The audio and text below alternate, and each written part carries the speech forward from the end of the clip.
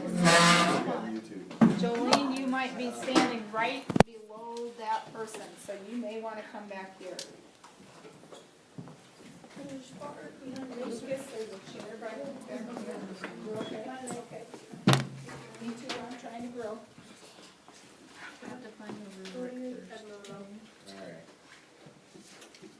Aren't you presenting? You are.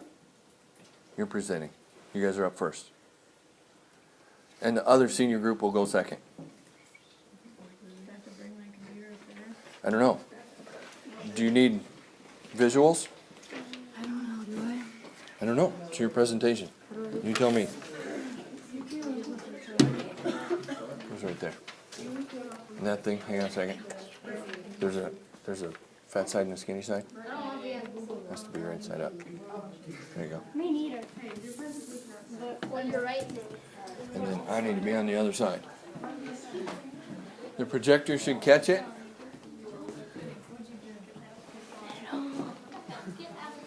There you go.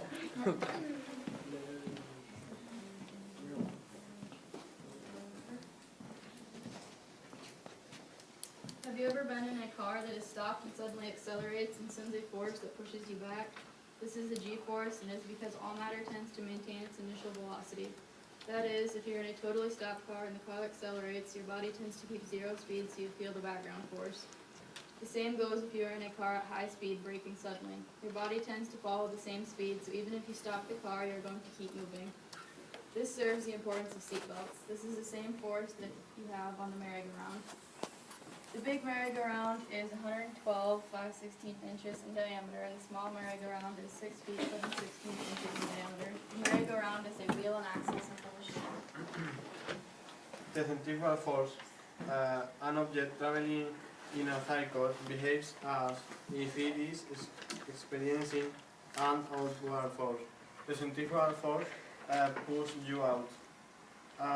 The centripetal force along the radius of a cycle from the object to the center. The centripetal force pulls you to the middle.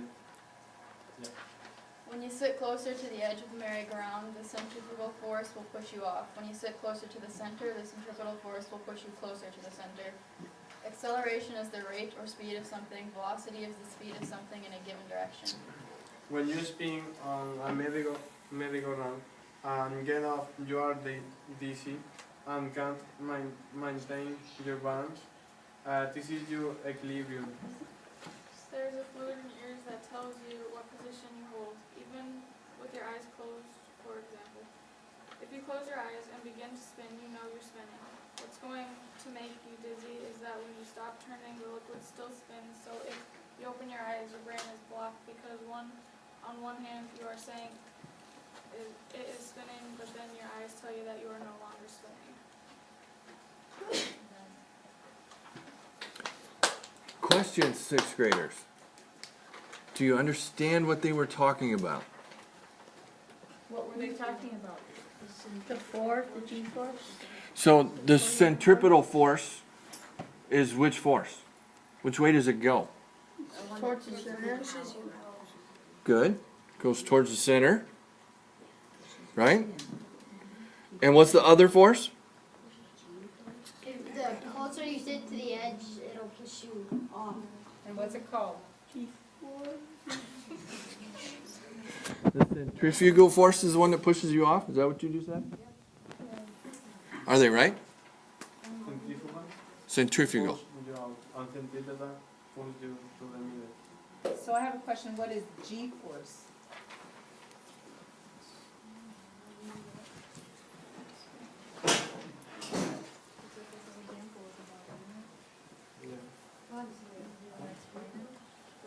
Do we know? Did they do a great job on G-force? Laddie said, Laddie knows. Well, Laddie knows, but Laddie's been working on this stuff. What is G-force? The example in the beginning. You did, but you didn't really explain to me what is G-force. And maybe you did and I didn't. Did you guys catch it? What is G-force?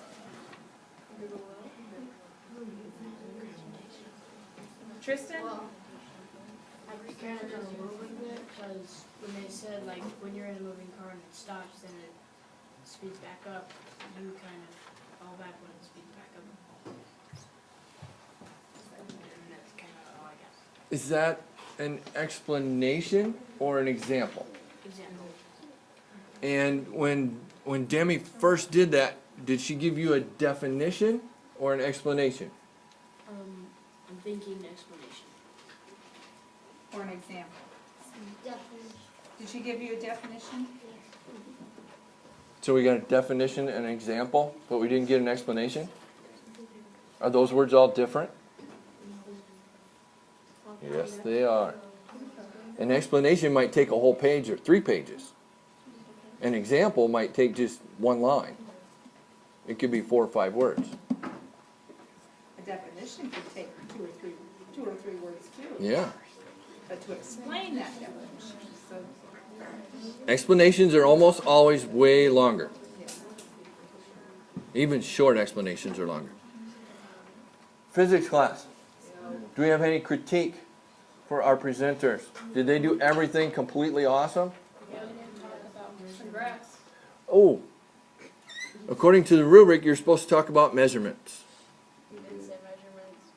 112, 5/16 inches in diameter. I said that in the beginning. How, okay. How are the measurements important in understanding centrifugal force? You asking. Is there any way that you can use the measurements to help explain centrifugal force? Yeah, sure. Because one's smaller, you can give a different force than the other. One is bigger. Because if you sit on the edge, your body is traveling at, More velocity. one of them has a higher velocity, has more speed when you sit at the edge than the other one does, with the same push. So if we put an electric motor on there so the push was exactly the same, 6th grade, we put an electric motor on both merry-go-rounds, they're identical motors. Which one spins faster? The smaller one spins faster because It's lighter for one. It's lighter. it's lighter. It goes, it's smaller because it goes around faster. That small circle makes it go around faster. Yeah. And if we had a merry-go-round that was like your big one, like is on the wall, but it was made out of something really light, like plastic, and it weighed exactly the same as the other one, but it was bigger, would it still go the same speed? Would you go the same speed if you're sitting on the outside edge of it? No, Why not? because it's slowing it down. How? Well, you're sitting on the end, and it's your weight is pushing it down, and it's making it slower when it's going down. Okay. So when I drive into town, from the river bridge into Burke, there's a lot of curves, right? Oh yeah. Oh yeah. Those 40-mile-an-hour curves, are they a big deal on a bicycle? No. Do you tip over on your bicycle? Does it push you to the outside on a bicycle? Well, what about if you're in a car and you forget to slow down and you're going 60 miles an hour on a 40-mile-an-hour curve? You're gonna push Does it push you to the inside or the outside? outside. Which force is that pushes you outside? The orange. Which one? The one with an F in it. Yes. Does that same curve push you the same if you're going 30 miles an hour instead of 60? No. If you're going 60, you get mashed up against the door, right? what about the mass of something? If you have a big truck, you get going faster going down the hill or a bigger load. Okay, but what about turning corners? You'd have to slow down. You'd have to go slower. If you have, Say, Mason? We wouldn't get pushed to the side Why not? because it's a bigger let's say we have a big semi and it's all loaded with corn, and it's really super heavy. It wouldn't go out to the outside because the G-force is keeping it in. Okay? The Let's, other- let's ask our presenters about the centrifugal and centripetal force of a semi loaded with corn, Versus my little white car. and they both hit the corner at 60 miles an hour. Do they both go around the curve? That little 40-mile-an-hour curve that we were talking about before. Which one doesn't make it around the curve? Probably the bigger one. The semi doesn't make it around the curve because, It weighs more. right, but it's the driver's going to turn, right? Why doesn't the truck turn? It will with the weight going to the truck. It won't Oh, really turn. and when it weighs more, it takes longer to turn, It does. and it fights against the turn? Do we know what that's called? That force that fights against the turn?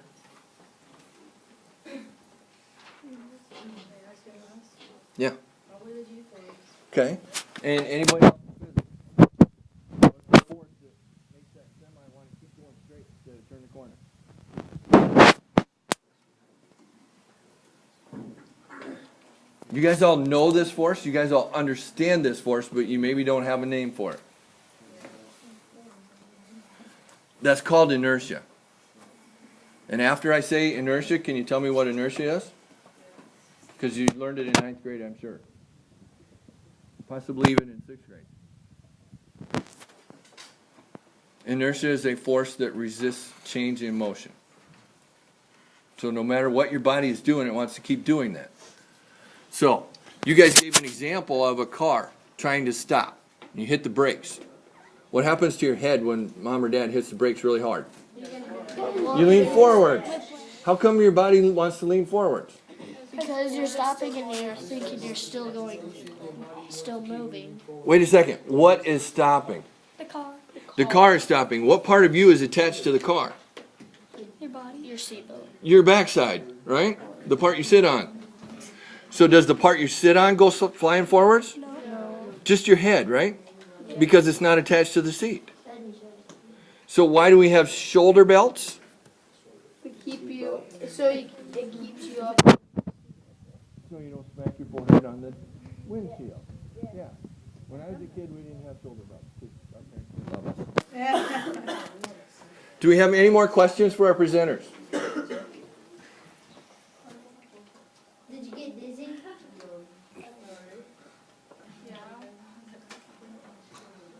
I think we better give them a round of applause.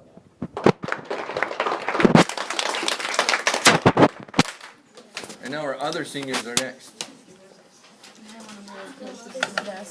And I'm going to steal your seat. Go find it. Go grab a chair in the back and pull it up. Okay. It works. Turnabout is fair play.